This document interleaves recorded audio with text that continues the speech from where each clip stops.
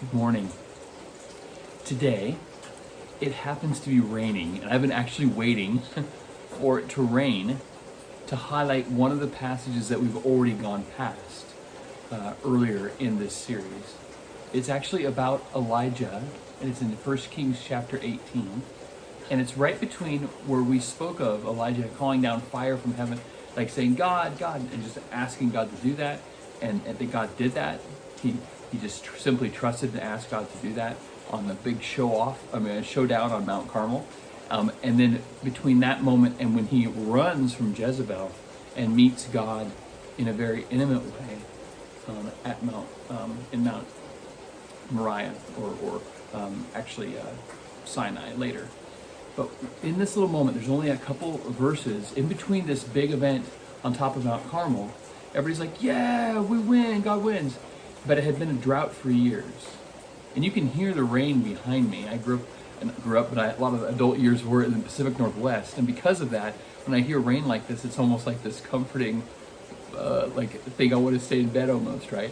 But it's early in the morning and I hear this, I can hear the rain. It's dark out, but I can hear the rain consistently coming down. It's a reminder of God's faithfulness. Because in this text, it had been a drought for 3 years. When we lived in California, there was a huge drought when we were there, and it had been for not decades, but for many years. And really, the water table was so low. And I remember one January and February, it just rained and rained and rained. And the lake that we lived near at the time actually was almost depleted, and it filled all the way back up to where it hit an overflow spill called the Glory Hole, where this huge overflow, if finally the lake gets up to this level, it would spill into it at Lake Berryessa in California. So the cool thing is that there's this overflow of blessing that happens with God. But when we see in the story, we see that Elijah actually goes, after 3 years of it not raining, it finally, after this big event, he goes and he begins to pray. The text says that he actually put his head between his knees, but it was almost like this prayer, this deep, intense prayer, saying, God, please bring rain.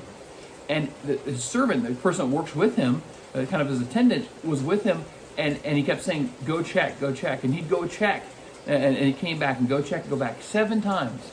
But on the 7th time, his servant says, I see in the east a cloud that's forming just the size of a man's hand, like it's so small. And then he said, it's coming. I think the text today has to do with why do we repeat? Why do we pray over and over? Because he says he prays and checks and prays and checks. It's like 7 times. And I think these scriptures teach us that when we pray, we keep praying. In the book of James, it also talks about prayer and talks about a person's persistence in prayer being important. Because he even references Elijah in chapter 5 being a man like you and me, right? Or being a person like you and me, right? Prayed and asked God for it not to rain, it didn't rain, and then asked for it to rain, and it did rain. There's a sense that God does intervene in our world, and that we simply ask God, but just saying, hey, I said it once, we're good, is not actually the building and the forming the friendship and the relationship that God actually is about. And there's times that we wait and we continue to pray and we're persistent in that. Some of you have been praying maybe for rain or other things for a really long time. Praying for a sense of maybe you are desiring, as a couple want kids, and you've been praying and your heart is just feels like it's so exhausted from trying and desiring to ask God over and over that you'd have children. Or maybe you've been in financial debt and you just feel like you're just overwhelmed. You're just praying the same prayer over and over. Or maybe there's a sickness, an ailment just stays with you and you're just fighting it and you just feel like you're just worn out over and over. I want to encourage you today to keep praying. Not because you have so much grit and ability, but honestly because not only your character, but the character of God. That in this persistence, it's not God saying no. Most of the time it's God saying, not yet.